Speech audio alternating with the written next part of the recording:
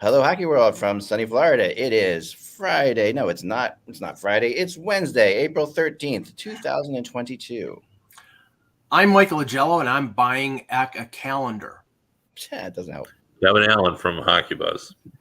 And I'm Eklund. You're watching HockeyBuzzcast on HockeyBuzz.com. This is the podcast that comes every Monday through Friday. This time to fill you in on the comings and goings in the hockey world. And today we're going to do some really fun stuff, which I know this is going to be one of the podcasts that we always get the most requests for. We're going to do talking about UFAs, because you know what? It's not that many days away. It's kind of crazy.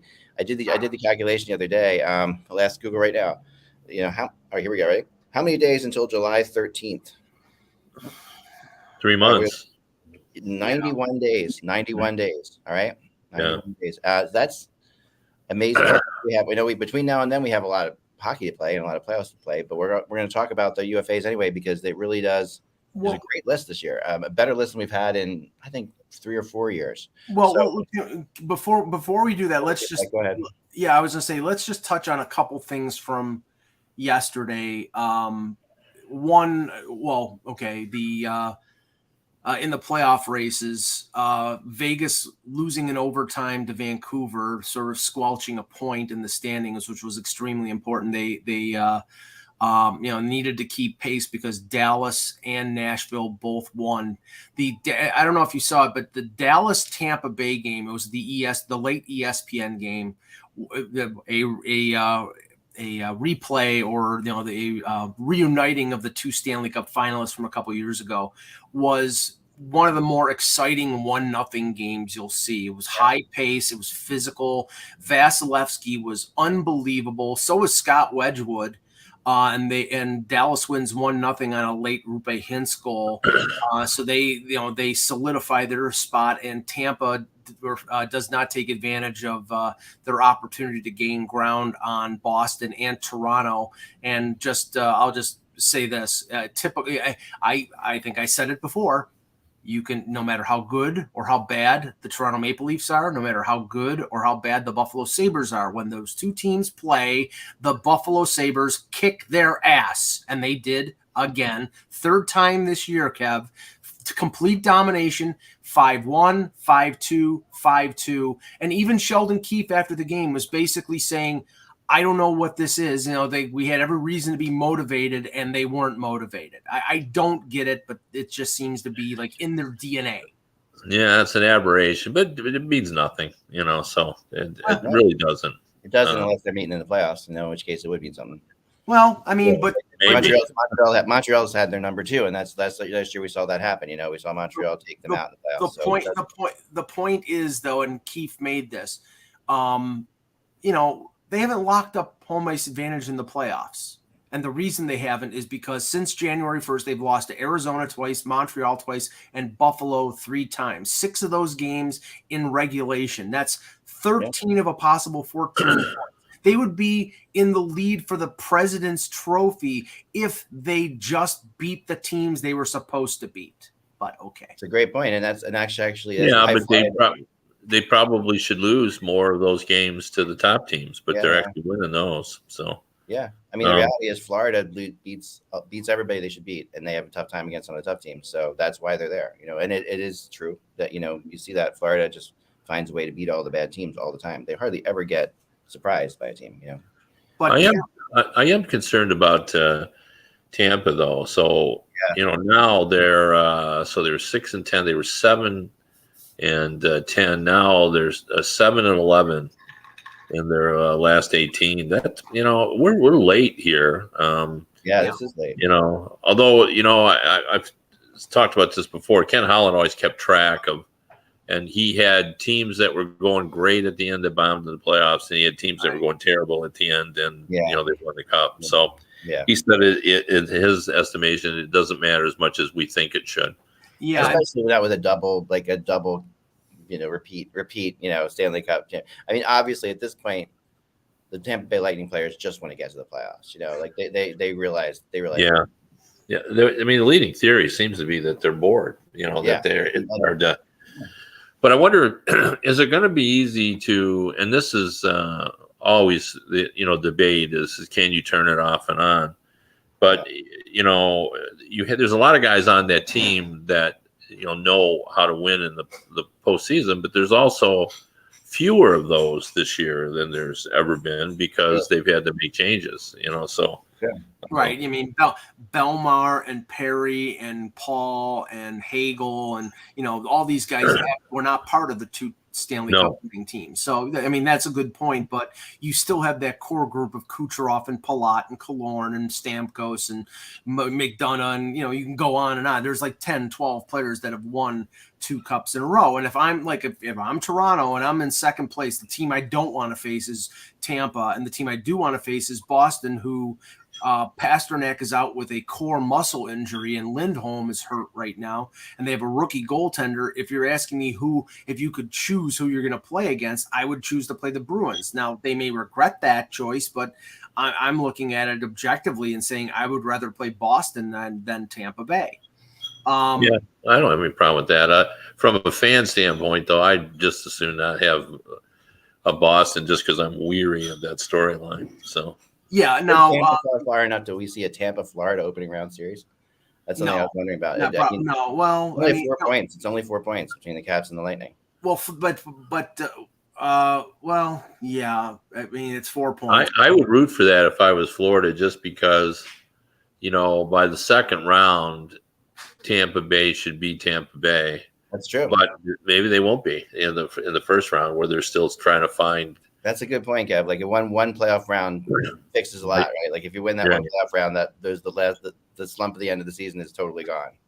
Now, Carolina beats the first place matchup with the Rangers last night. So now they're 4 points ahead of the Rangers with 8 games to go. Not to say that that's etched in stone that's going to be how it finishes, but that was definitely not a good thing for the Rangers. The other one that I was intrigued by was the Minnesota Wild opening up a can of whoop ass on the Edmonton Oilers 5-1, and Evander Kane at the end of the game going after Kirill Kaprizov. And this is the way teams should respond. Minnesota had 5 skill guys out there, and Kane goes after Kaprizov, and the other 4 players attack Kane. And including Ryan Hartman, who got fined for flipping him the bird. But that is the way you respond when your star player is being taken advantage of by a bigger, stronger player. That's what the team. Now, if Greenway or Foligno or Dumbo were out there, I don't think Evander Kane would have pulled that crap. Yeah, I mean, I think you would have. You think so? Yes. Yeah, I think Evander Kane was just trying to stir it up a little bit. So yeah, I think so. I mean, good for him. I think with the Oilers, they need that once in a while. They haven't. That's a team. That's something we haven't seen very often out of them. And you're taking all the other Evander Kane stuff out of the way. I'd like to have a guy on the Oilers who has some sense, who actually does annoy the other team, like somebody that they can focus on. Somebody who can take their energy away from looking at the defense they have to play against that team. I think it's not a bad thing. Yeah, and I do like what you said, Mike. I agree with you. When someone's gets abused, I like a team effort where there's a line to who's going to address it with Kane. So and I would bet even money that the starting goaltender in the playoffs for the Oilers will be Mike Smith, because last night Mikko Koskinen 5 goals on 23 shots.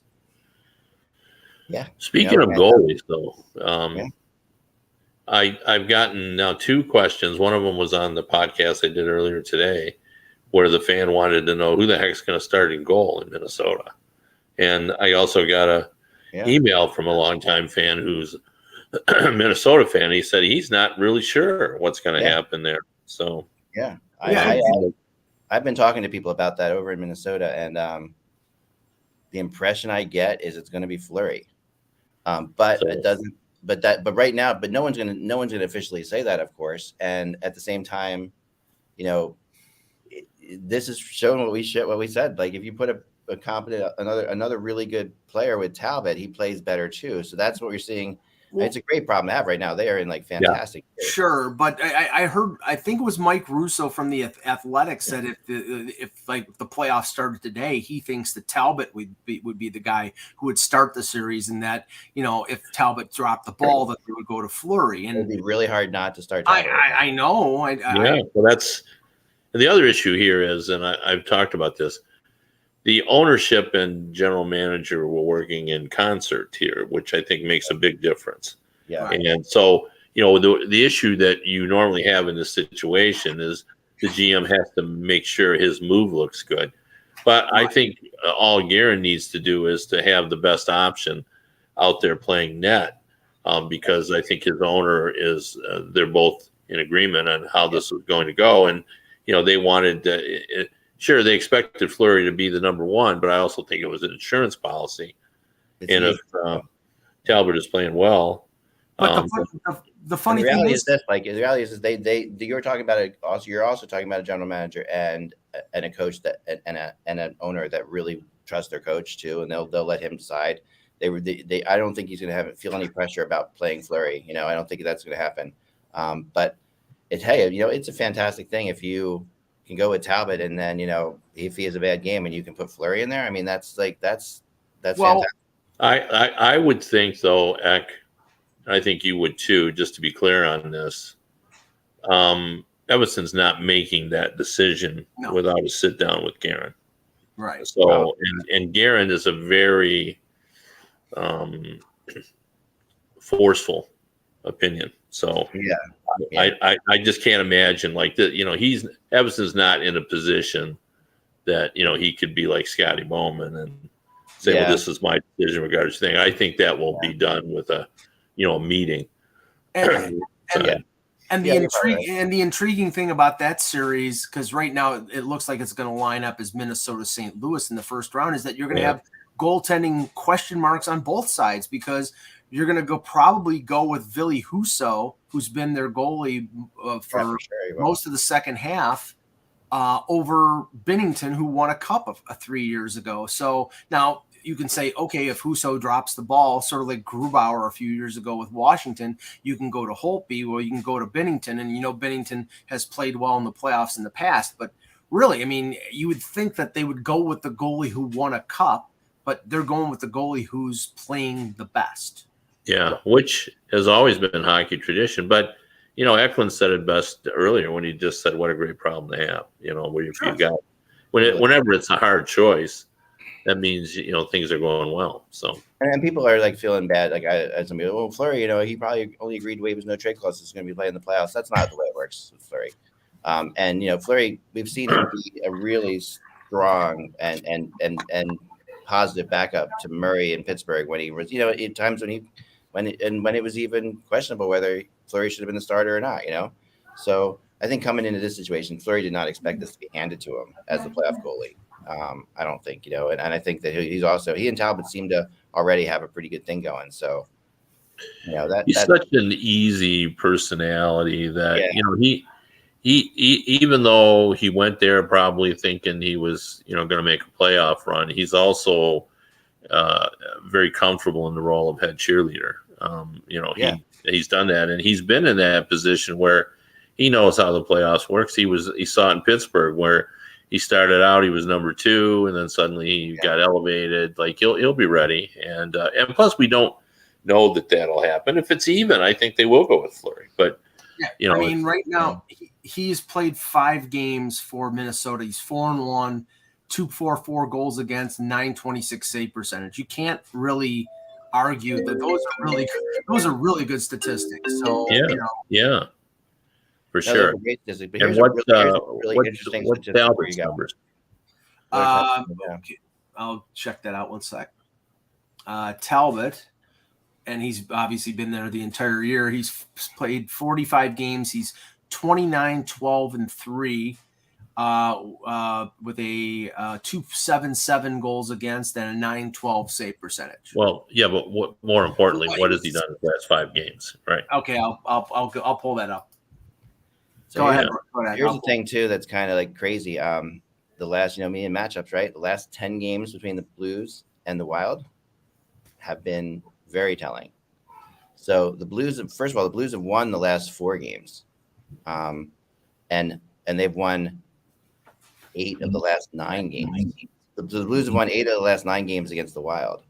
That's not like a great matchup for the Wild at all. That's you're starting. No, things can always change, but this year when we're looking at like 2021 specifically, it's been like St. Louis wins 6-4, St. Louis wins 4-3, but then last year when they were in that same division and played a zillion times, that was like a 2-6 or 2-8. Yeah, so 6 wins for Minnesota, 2 wins for 6 wins for St. Louis, 2 wins for Minnesota. So yeah, the Wild have had a hard time scoring. They only have in 10 games they've only scored 24 goals against the Blues in these last 10 games. Now they play again this Saturday. So this Saturday will be an interesting one because you'll see the actual teams will probably be playing in the playoffs, right? Because the last time they played, they only played Friday, April 8th. So they just played last week, and the Blues won in overtime. So it's going to be a great series, but but right now the Blues have their number. Talbot is 3-0-2 in his last 5 starts. He's given up 12 goals in those 5 starts. So goals against, probably in the mid 2s. He doesn't. Yeah. So I mean, he's playing well as well. So I mean, it'll. That's my thought would be if they're even, it's Fleury. If Talbot is playing better, they won't be fearful of putting him in. Yeah, so. and not be worried about putting Fleury is definitely somebody you can pull off the bench in game 3. That's not going to be an issue, Yeah. And that sometimes is an issue for a goalie. If a goalie doesn't start the series and then he's suddenly brought in relief. But with the Wild, if you go through the Wild's history in the playoffs, their goaltending has always been their demise. So to me, the reason they did this was that Talbot was struggling at times, and he was up and down, and he was inconsistent, and he was letting up a lot of bad goals at bad times. Talbot had a streak of like 2 weeks there where he was just letting up goals at bad times. And that just brought up all kinds of like red lights and warning signals for the Wild of what they've seen in the playoffs before, and goaltending falling for them and falling apart for them in the playoffs. And you really can't get a goalie who is going to fall apart less in the playoffs than Fleury. Fleury has shown in the playoffs that he is going to be solid. You're not going to lose because of Marc-Andre Fleury. You're just not. At least it's been years since the team's lost the game because of Marc-Andre. Yeah, and don't you think, as much as I do think that they'll want to go with whoever's hot, don't you think that they want to put Fleury in? Like, I think, I think they're looking for a reason to do it.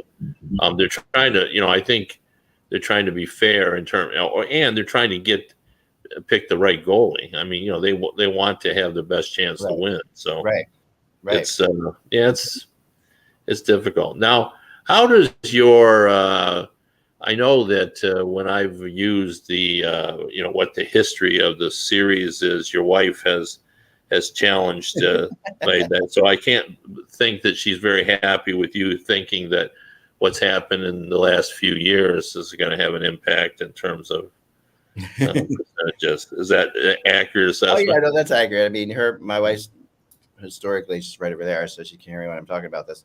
Historically, she has been she cringes whenever they say a team is 20-0-2 when leading after 2 periods. She hates that statistic more than any other. She just says that seems like the most ludicrous thing. Yeah, I mean, from the mathematics standpoint, it probably is. It's just, and I say it's really not like it's a trend. It's a trend. To me, it's a difference between a sign and a trend. Like this, it's a sign to me over 2 seasons is a little bit bigger with the Wild not being able to beat the Blues. Yeah, but don't you agree that Minnesota's a completely different team than they were even a year ago in terms of the maturity of their younger players and and both these teams are pretty hot right now. St. Louis and like, so when you look at it, St. Louis is 8-1-1 and Minnesota is 7-1-2 in their last time. Yeah, and even somebody like Matt Boldy coming in, really alters the balance of power a little bit. Like, that's just like a free difference maker, that they've added. So, that's why I think I'm less, I always write about them because that's what we do, but I'm less inclined to put all my faith in, what the matchup is going to be just because, once you get into the series, they sort of have a life of their own. So yeah, agreed. I mean, I completely agree. And I guess we should bring up one other thing before we go into the free agents, and that is, Mike's contemplation that the Oilers are going to fall out of the playoffs, which is, it's still possible, of course.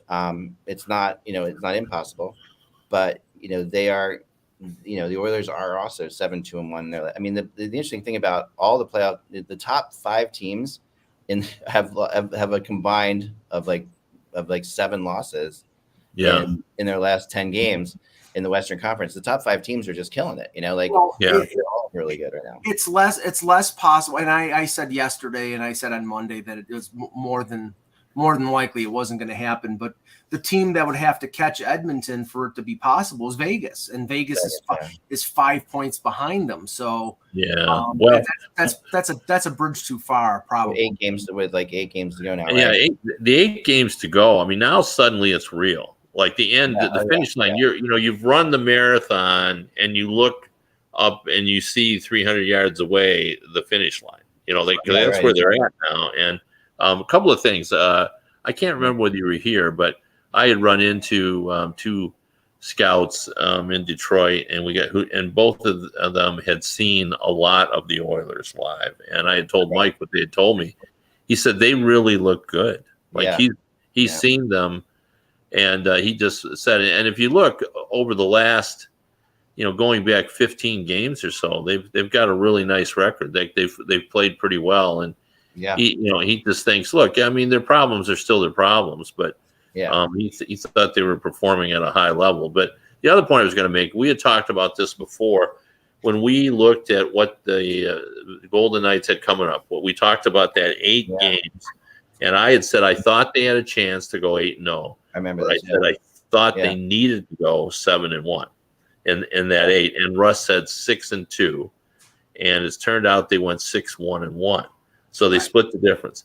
But you can make a case that 1 point that they didn't get to give them 7-1, that could cost them a spot in the playoffs because they didn't get to 14 points, they got 13. Well. And that may not be enough. I think last night in overtime, like you thought, it was huge. I mean, absolutely huge for them. Well, we made, because I mentioned on the show a couple days ago that Edmonton, their schedule over the next 5 games was really brutal. The Minnesota game was game 1, and it was Nashville, and then the head-to-head with Vegas, the last time the 2 teams play against each other, then Dallas and Colorado. Now, I think you could say probably it will be over if they beat Vegas in regulation. If Vegas beats them in regulation, then the race is on. And if Edmonton at least gets a point or beats them in regulation, then it's probably over with. But that game on Saturday is going to be really big. Oh yeah, I mean, if Vegas can win both those games, then they're 1 point behind them. If they can win both in regulation, that's really tough. Oh, it's only one game. Oh, they have one head-to-head game against Edmonton Vegas, one head-to-head game on Saturday afternoon. I think it's the ABC game. So that's the last time they play head-to-head. And if Vegas beats them, then they're within distance. It's right now it would be 3 points, and you don't know what's going to happen in between then because Edmonton plays at Nashville, and Nashville is playing for their playoff lives as well. So that's going to be a big determining factor. I mean, they played 3 times this year so far. Edmonton's won 2 of them, but Vegas won the most recent one, and they shut out Edmonton in the most recent one.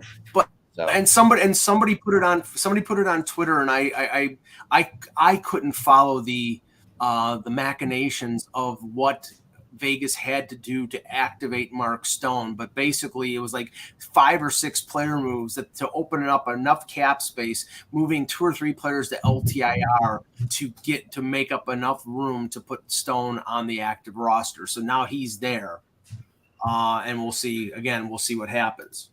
He's on the active roster now? They activated him yesterday. I missed that. I missed that too. That's obviously very, very big. And who's on the long-term IR? I'll pull it up here just to. Has social media blown up over that? Cheating? No. Yeah, I mean, I haven't seen any massive blow up on it, but Yeah, that's interesting. We've learned to accept it, that people are just living within the rules. So they're going to find a way. And like I said, I stand by my thing that, if Stone doesn't play the rest of the way, they don't make the playoffs. But if Stone plays here, okay, it's everything to me. Here you go. Right now they have 7 players on LTIR now. Riley Smith, Laurent Boisseau, William Carrier, Nolan Patrick, Brett Howden, Nicholas Haig, and another player, Jake Bischoff, who's been on LTIR since the beginning of the season. So right now they have Logan Thompson as the backup for Leonard, and he's making $800,000 as opposed to Brosseau's $2.3 million, and the $5 million of Riley Smith going on LTIR, along with Carrier, who's making 1.4, and Nolan Patrick making 1.2. All that makes up enough room to activate Stone. Yeah, interesting. Wow. One other thing before we start about the free agent, because I do want to talk about that. I actually had my first free agent signing rumor 3 months out, which I don't remember ever hearing before. Anyway, I just realized I had an epiphany today about how wrong I am about something, or at least I'm not wrong. It's just how I feel, and I'm in such a minority on this. Like I get disappointed when things like Connor McDavid doesn't get in the playoffs. Like I want to see like the really best players. Like we haven't really had an opportunity to see Connor McDavid and Draisaitl play much in the postseason, and I would really like to do that. And then I was watching some games last night, and I realized people don't really think like that. Like I don't think, other than me, I don't think people care one way or the other. They care about their team, and they don't really think in the grand scheme of things. Now, I'm making a general statement. I'm sure there are some who would love to see all the top players in, but I think for the most part, the NHL is a really my team centric type approach, and the idea of having the top players in, they just want their team to win. So I don't know. Is that accurate? I do think that you're right to the degree that it's very home centric for sure, but home team centric. But I do think that when your team's out of it, that the real hockey fans want to watch the Stars still, and I think that. Although historically they don't watch at all. I mean, we know what the numbers are like. Unlike in the, for example, the NFL, which is a really poor comparison because that's such a big deal. Yeah. But you build to a crescendo for the Super Bowl, and we lose people. Like our best time, and we talk about this all the time, is first round. So many people are interested because you're interested in your team, and you're interested in about the teams your team might face. Right. True. And everybody's into it. It's exciting, and in terms of like from the media perspective, when I was at USA Today, we talked about that all the time. There was a lot of readership. People were interested in the games. They were watching other games beside theirs because optimism reigned. You really thought your team, could make an extended run. So you're into it, but it just doesn't seem like there's another interesting statistic too that Ontario can bet now, and everybody is excited. The league and the betting industry about getting more and more teams, more and more people involved in betting of hockey. And the initial numbers in Ontario were surprisingly small. From what I've seen, they've been really disappointed, and and my take on that is there's just Canada in terms of versus the United States in terms of population, their population just isn't big enough. You know what I mean? Like if they were at 300 million, but the other thing too is that we lose sight of it's really a small percentage of people who bet. There's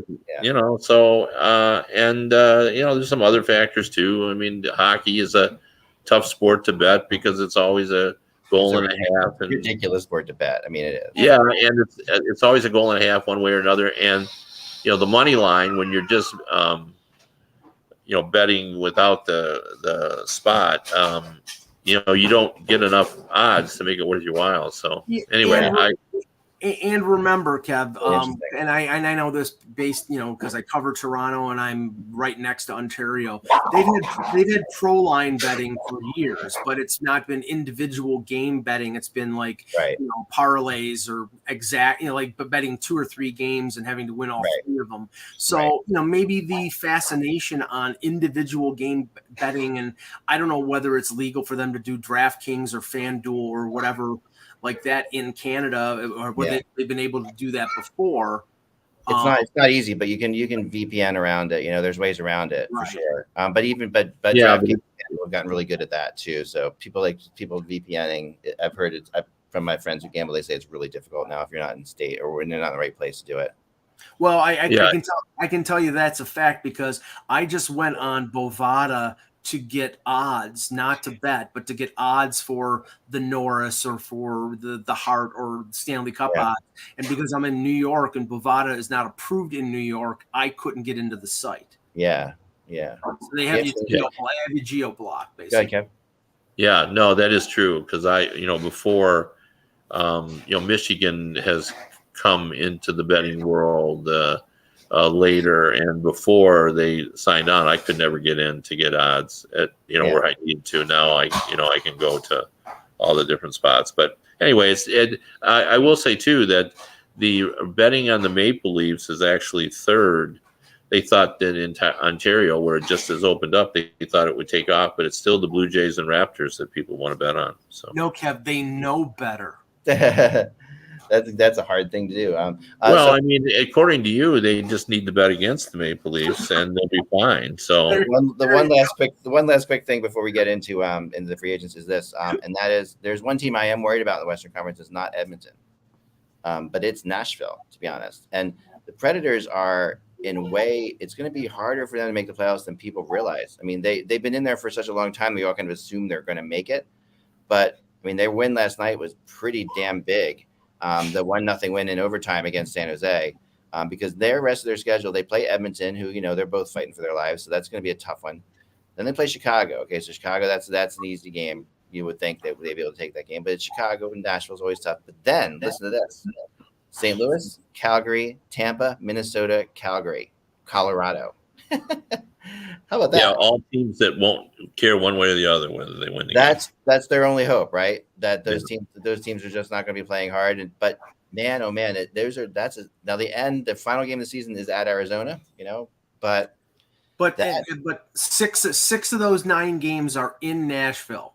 So they are in Nashville, but man, that's a lot of pressure. There's a lot of pressure on them because they're going to be. I mean, if Vegas has Stone back, Vegas is going to be chasing Nashville as well. This is going to be tough. It's going to be. I don't think the people put the Predators at like 70% making the playoffs. I think that's nice. Well, I mean, LA is the team that's really got to be concerned because they lost Doughty for the year now.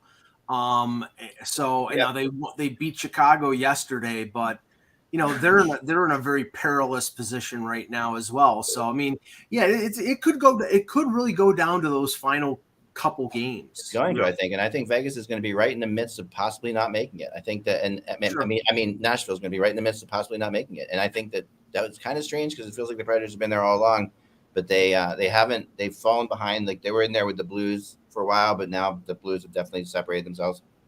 Yeah, so let's go to Kevin's article from yesterday and talk about some free agents and we'll get into this more than just today, obviously, but it's a nice overview to kind of give us like a feeling of where we're going to go. And I'm always a big fan of these top 20 lists and stuff like that, just because, who doesn't love a good list? So here we go. It's done. It's fun to talk about. Like, it's still a long way to go. And, I tried to talk about the teams that I thought would still sign their players, but that was what I was going to bring up right off the bat. Here we go, 3 months to go, and I talked to someone yesterday, and I said, well, don't you think, given the fact that Forsberg likes it there, he has said so, even before the negotiations, he's talked about how much he likes it there and everything. Yeah. Don't you think that they've got a pretty good chance of re-signing him? And the person who I trust said, I don't know. Like, they certainly know, what they need to do to get him signed, and they've probably known for a long time, and they haven't done it. Like, why haven't they done that? Like they're taking a real chance here. They aren't taking the chance just to take a chance. Like they must have some sort of philosophic problem about giving him what he wants. So, and 27, reminds you so much of Panarin going to free agency. It's like I don't think Forsberg's Panarin, but Panarin was not Panarin either, really, to this level that he is now, right before he signs, but someplace else. This is Forsberg feels like that. 27. How is he that young? Like Forsberg feels like he's been in the league. Well, that's the other point I was going to make. If we were doing the chart today and you had called me and asked me, I would say put 25% for the Detroit Red Wings. Right. Like he is still young enough. Yeah. And that and that would give them another big time score. Yeah. If they can't, and it's also complicated. Like there's been a lot of discussion about whether Bertuzzi will be traded, and people think that the reason that Bertuzzi would be traded was still the vaccination. All that has nothing to do with any of that. And the other thing too is what shocks people, because the fan base in Detroit wants Blashill gone, is Blashill is the biggest Bertuzzi supporter. Bertuzzi won him an AHL championship. He developed under him. He's a big fan of that. The problem is Bertuzzi can be an unrestricted free agent a year from now, and the last contract negotiation didn't go smoothly. Right.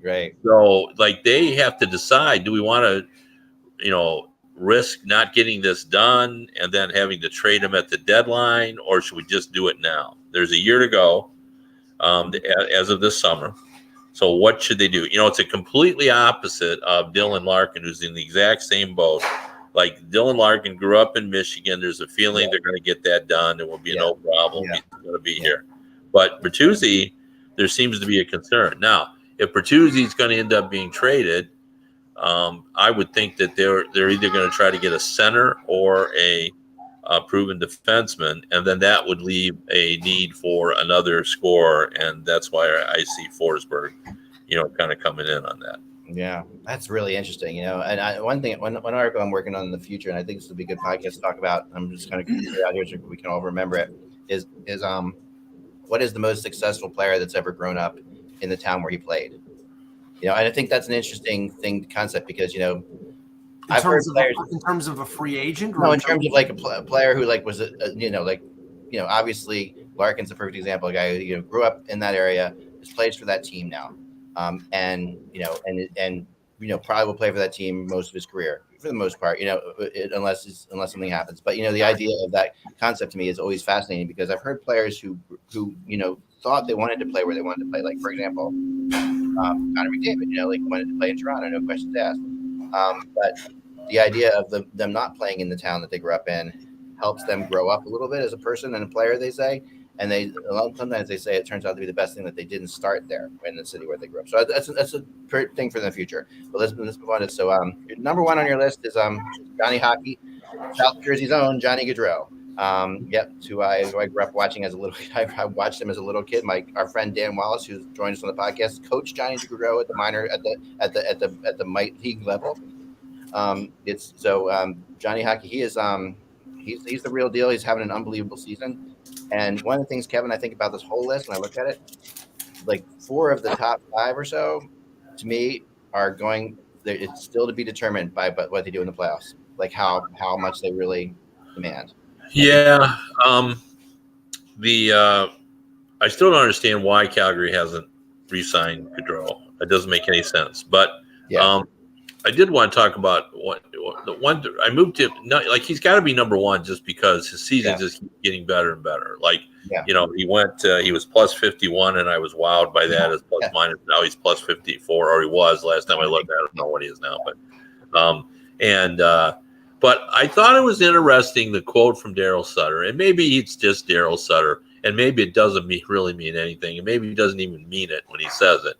But someone asked him about 100 points, and he says, I don't care that he got 100 points. I want him to lead the playoffs in scoring.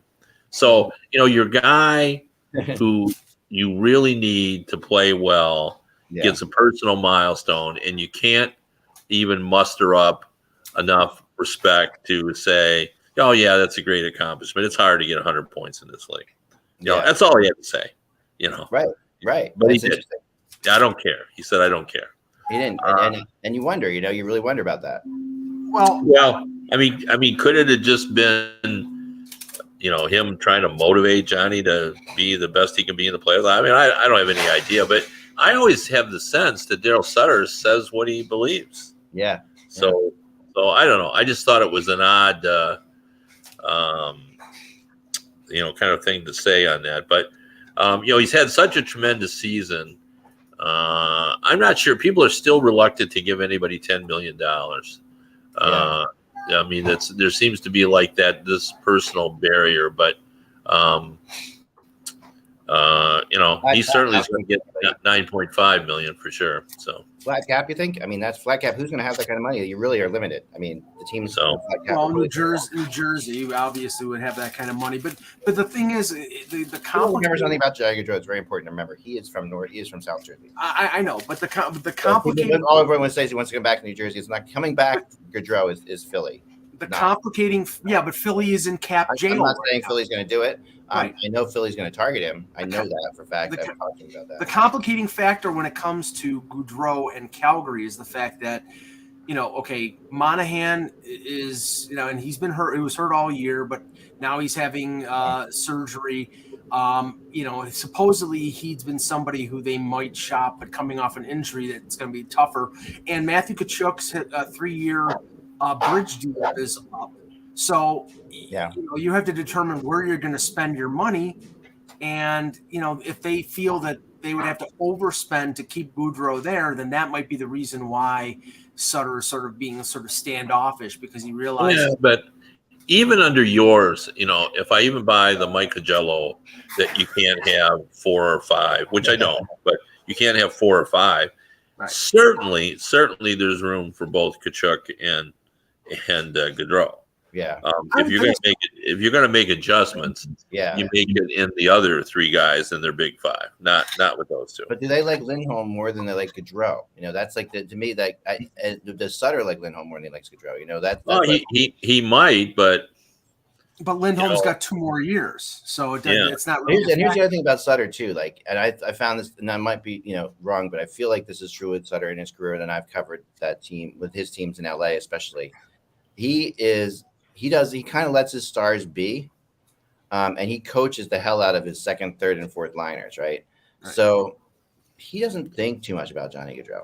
That might sound weird, but he doesn't. I don't think I think his focus is really not on Gaudreau. He's expecting Gaudreau to do what he's done, and he's done what he's done. So therefore, that's why he's like very matter of fact. He's a scorer. He's going to go score. That's what he's going to do. Well, they have to maintain a ton of room to re-sign your boy Andrew Mangiapane for $10 million a year. That's a guy that they're probably going to let go, and that's going to be an incredible thing to watch. Well, okay, he's an RFA with arbarbitration rights, so I know not yet, but eventually they're going to let him go, because if they're going to keep, and he'll. If I'm a GM, I'm trying to trade for him this summer in a big way, because he's about to explode, and he's already come close to exploding, and we've seen. But your second on your list is Claude Giroux. Yeah, I mean, I think he needs, because of his age, and because the length of term that he's going to be able to get is really, as you said, dependent upon what he does in the playoffs. Yeah, and he's a playoff performer. So. I mean, it's the difference between, maybe getting a 4-year deal versus, a couple year, or even a 3. Yeah. I know that Elliot Friedman's talked about this, and I've heard it before. That he's from the Ottawa area, and Ottawa sort of needs that sort of veteran guy to be the captain, the leader. I mean, the captain's Brady Tkachuk, obviously, but a veteran leader who could still play, and that he might be amenable to going to Ottawa if they pay him. I mean, I'm sure they'll have to pay him. Amenable to going to Ottawa. I know that for a fact. I've been writing about Drew in Ottawa for a couple of years now. Like that's something. Well, does he really want to go to a team that really isn't competitive? I think that's the one thing I think about people telling me that perhaps he likes playing with young players. Giroux is a real big fan of playing with young. So he doesn't care about winning. I find that hard to believe. No, I think he sees them. He's one of those guys who thinks if I go there, they're going to win. Like he is a guy who is very confident in himself. You know, well, that's not realistic, but Yeah. But these stars that's how their attitude is. I mean, sure. he sees them as a team that Ottawa, they play some. When you watch them, you play. You're like at times you're like that team's going to be really good someday, and at times that team has all kinds of problems. Right? They're right there right now. But yeah, he definitely has a lot of friends in Ottawa. Gatineau is a place he spent most of his life. He really, that's definitely something he really wants to. I totally see that as and so far in Florida, I think he's done exactly what they wanted him to do. Like he's done. He hasn't lit up scoring, but he's had tons of assists. He's winning faceoffs for them. But it's funny, he's Claude Giroux. He'll lose like 4 or 5 faceoffs, and then when the time's up, when your goalie pulled, he'll win that one back, and you'll win the game on it. It's crazy. I could see him re-signing in Florida if Florida doesn't win the cup this year. If it's a shorter term deal because he's got the best chance to win there. But then eventually, I think eventually he'll end up in Ottawa. I mean, Florida did trade for him to keep him. I know that. And they did not, and giving up the first round draft pick proved that to me. Like the fact that they were willing to go for a first round draft pick, I didn't even think they had to give up because he wasn't going to go anywhere else. I still don't understand it completely, but I think that was part of it, was telling Giroux, this is how much you mean to us. This is like, we really think we want to keep you here, and he's loving it there. So we'll see. It's Philip Forsberg's number 3 on the list. We talked about him a little bit. Let's move on to number 4, Chris Letang. Yeah, I mean, I think Pittsburgh's going to make an effort, but they may not have any money. People are talking like he really wants to be paid, like where his game is at, and his game is still at a high level. He's got over 60 points. I know. He's still competitive. He's still good one-on-one, and he's older. Yeah, but he wants to be paid. Well, they don't have the money to do that. Contrast that to Malkin, who has openly hinted that, look, I'll take less. I've got plenty of money. Right. Like he wants to stay. I'm really surprised Malkin wants to stay because I always felt like he would want to go somewhere in his career where he was the number 1 center, and he's never going to be that in Pittsburgh. And I always wondered why. Well, I think we all sort of put how we view it, but that's apparently not how he would view it. Russians are really big on that. Yeah, but anyways, so there's been a lot of speculation about Kent Hughes, but I think he would rather go to a place where he could win again. I think he likes to win.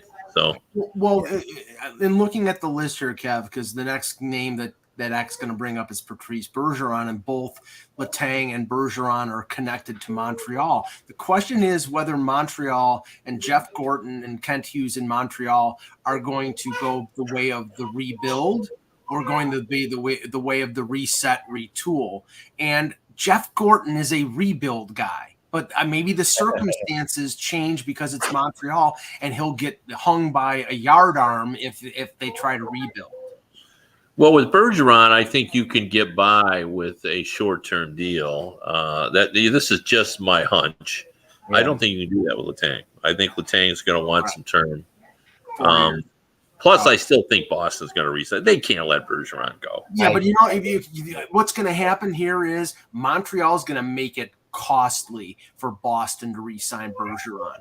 Unless Bergeron is going to be completely philanthropic and say, okay, you've paid me good money over the years. I'll come there for 3 years. Does Bergeron want to make it hard? Does Bergeron want to get the extra $3 million out of Boston right now, and then have the Bruins not be able to sign somebody because of that and not be good? I mean, to me, I don't get it. The contract that he had signed with Boston could have been the best bang for the buck of probably most. Marchand at 6'1", Pasternak at 6'6", and I think Bergeron was 6'8". Those are bargains for what they've got. I mean, this is his last chance to get paid. But it was about keeping them together. They all did that. Well, that's a conscious decision of those guys. Yeah, but McAvoy's making 9.5 now, so that's over with.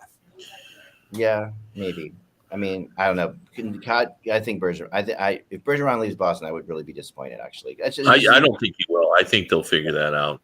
Right. I feel like I think Letang is better in Pittsburgh than he is anywhere else too, and that's one thing. I think Letang could be overpaid other places. I feel like Pittsburgh is such a perfect fit for him, and that team has been tailor made for him. They built them around him. I mean, I think if you go someplace else and just becomes another cog in a wheel, he's not going to be worth what you're paying him. I don't think. I don't know about that. Like, he's still pretty elite. The thing that makes him attractive is he's good on both sides of the puck. He's good with the puck and without. Like, he is a competitive guy. Like, he is really competitive. So I think he's still a real valuable defenseman. I just think, it's unrealistic for him to expect that someone's going to give him a 5-year deal at $9 million a year. Right. He's probably going to, because he's making $7.25 right now, and he's still excellent. So, yeah, he's probably going to expect a deal in the 8s, and I don't know if Pittsburgh can pay him that. Yeah. All right, then moving on to Nazim Kadri. Sorry, Kevin, do you want to finish yourself there? Well, I was just going to say the problem is Brian Russ, but we'll get to him. So. Yeah, he's next after this. So Nazim Kadri, who I put out every what we're going to be doing now is every Friday putting out like a UFA and having the bidders out there bid on them. I started last Friday, and tomorrow I'll be announcing the winner of all the commenters from last Friday, which was Nazim Kadri was my first guy I put out there. And we had a lot of interesting people put up a lot of different kinds of proposals for him. He's probably the most fascinating person on this list in some ways. Well, he's the one most fraught with peril. Yeah, and the most upside in some ways too. So it's okay. Yeah, he's a little older than people think he is. He's 32 years old. Yeah, he's the same draft as Tavares. Right. He is good two-way. He gives you that sandpaper and that offensive ability. He's scored a ton of points this year, but granted he's playing behind McKinnon, so he doesn't draw the toughest checkers. The problem is he's more than likely. He took a very sort of sweetheart deal from Toronto. And that was Lou Lamoriello who signed him, and he's going to look to get paid. And I think he's going to look to get probably – now, I don't know if anybody is going to be stupid enough to sign him for 8 years, but they might probably do that to spread out the AAV. But, you're probably talking – if it's an 8-year deal, you're probably talking around 7. And if it's a shorter-term deal, you're probably talking with a number starting with an 8. And if I'm a team, I wave them off at that because – nobody can give him a 7 or an 8-year deal. Well, 7-year deal. The only team that can give him an 8 is Colorado. No, but they can't. They can't. It said, it takes them to 40. Yeah, I don't think either. I know, but that teams might do that to lower the AAV so they can afford it. I mean, a team like Boston, who's looking for a second line center behind Bergeron, or a team like maybe Philadelphia. We've heard Philadelphia's name connected with them, and that would necessitate Chuck Fletcher trading Van Riemsdyk and probably trading one of the defensemen to clear the cap space. I mean, those have been out there. I don't know how realistic they are, but I if I'm a general manager, I'm like, stay away, really stay away. But there are going to be a lot that'll go in. Yeah, I mean, Colorado will have a really hard time doing it. Next up is Brian Russ, who I really like where you put him, Kevin, because I think he's like this. He's one of my like surprises of the best possible guys out there because he really feels like he's going to be available because Pittsburgh just can't afford him, and he's very, very good. Yeah. Yeah, I think there's a great disappointment on the team that there's a feeling. I think the players have kind of figured out the Penguins can't, if they want to keep Malkin, are going to have trouble and to getting him. And like the players really want Russ. I mean, he's really been consistent scorer. So yeah, and obviously he's younger than Letang and Malkin. So I don't know what they're going to do. I think they've got some decisions to make. Brian Burke is very creative. I've said this all along. I like the two-headed monster approach there. Yeah. And Hextall is great with the prospects and so forth. But I think you need a guy like Brian Burke who can think outside the box. So it'll be interesting to see what combination of moves they will make and to see which of those three players they're going to try to keep because they're clearly still in a we're trying to win mode. So, I could see that. I could see them moving out Zucker and finding some team to take him because it's only 1 year left on his contract. He's $5.5 million, and that gives them a little operating room. And maybe that's good enough, although probably Russ wants a little more than that because he's 29 years old. But I think that's the first move. They could find takers for Zucker because he's out earlier this year about Brian Russ to put in. He's the UFA, the secret UFA that you're gonna have. Everybody's gonna want. I immediately got people back to me that said that they've heard forever that Lou Lamoriello loves him, that he's a guy that the Islanders really want. Well, whether or not they can get him or not, but that's an interesting character, how they can work if they can work it out either. But I think great. Another $5 million plus forward that for the Islanders. That's just what they need. No, but he's a good one. I'm not saying he's not good. I'm not saying he's not good, Ak. I'm just saying that team needs a $5 million forward. Like I need another hole in the head. They I mean, right now address their defense problems. Yeah, I mean they just need one defenseman. I mean, I think they're gonna get that pretty quick. So number 9, Riley Smith. Again, I'm still kind of baffled that the Vegas didn't trade him to the Rangers when they could have. But what are your thoughts on Riley Smith? They didn't have to, Ek. Well, we'll see about that. Well, they're going to keep Riley Smith. I'm really convinced of that. So, I mean, how? That's really that's like by trading Dadonov. Yeah, that's why. And should they? Yes. Yes. They should keep Riley Smith over Dadonov. Yes. For sure. They're oh yeah. Without question. For 2 months, he was their best forward. I know. Yeah. Who are you talking about now? Dadonov or Riley? Riley Smith. Yeah. I know. Dadonov was the best forward for the last 2 months, by the way. No, he was the best forward for a week and a half. My goodness. No.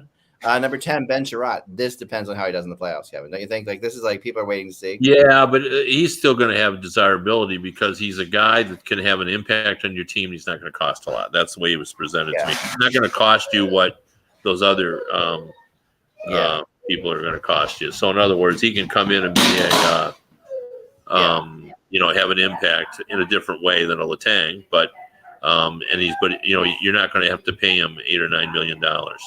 Yeah. Well, let's do the other, like the 11 through 20 next time we get together on Monday, with Kevin. Or next on Friday. It's only Wednesday. I'm losing my mind. Sorry. We'll do that Friday. That's all the time for today, folks. Thanks so much for watching the Hockey Buzzcast on HockeyBuzz.com. Make sure you check out all the great articles that are out there. And remember, without the buzz, it's just hockey. We will talk to you all tomorrow, Thursday.